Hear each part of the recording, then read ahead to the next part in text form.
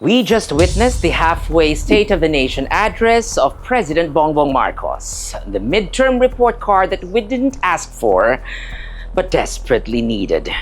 3 taon na ang lumipas, 3 taon na lang ang natitira. To his credit, he admitted what many won't. Bigo ang pamahalaan. That's a rare confession in Philippine politics. At least he owned it. But after that came the pivot, buzzwords, blanket promises, and feel-good lines. Mas maraming trabaho, mas magandang serbisyo, suporta sa maliit na negosyo, all good in theory. But where's the meat? Where's the blueprint? He says the economy is in good shape. Sir, maybe on paper, maybe sa briefing mo, but not on the streets.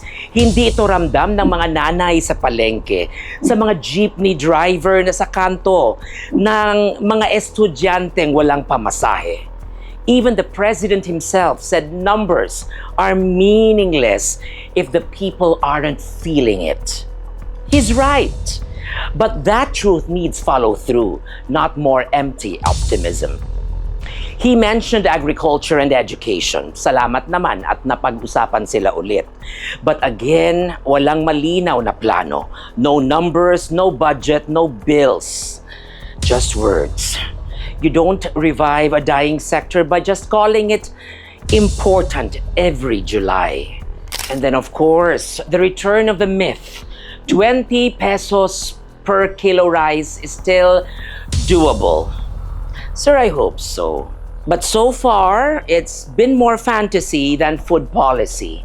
3 taon ng paasa. Kailan ba talaga at paano? Now let's be fair. There were moments worth clapping for.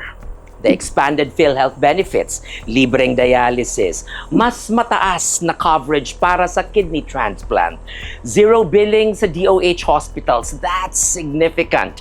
That matters. If and only if it's implemented well. Because aminin natin, the agency still carries the stench of past scandals. Trust doesn't come back just because benefits increase. Reform isn't just about numbers, it's about cleaning house. And then came the big one, the missing sabongeros. The president declared tutugisin at lilitisin ang may sala kahit gaano kalaking tao. Strong words. But let's take a breath.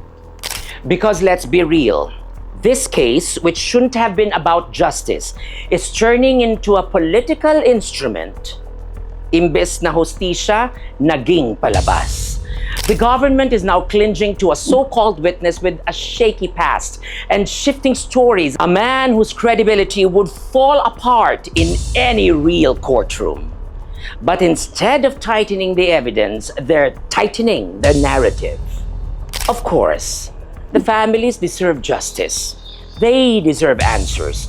But justice built on propaganda is not justice at all. Walang kapayapaan kung ang kaso ay kinaladkad para sa pansariling interes.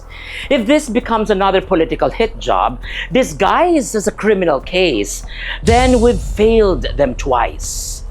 And finally, the president closed with a thunderous call to fight corruption.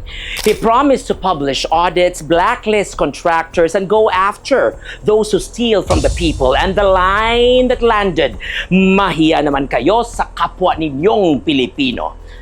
Mahiya naman kayo sa inyong kapwa Pilipino. That hit hard. And yes, the audience clapped. But let's be honest, that line coming from a Marcos is heavy. Mabigat pakinggan dahil may kasaysayan ang apelyido niya. The Marcos name isn't just a footnote, it's a chapter we haven't fully healed from. So when he says transparency, people can't help but raise eyebrows.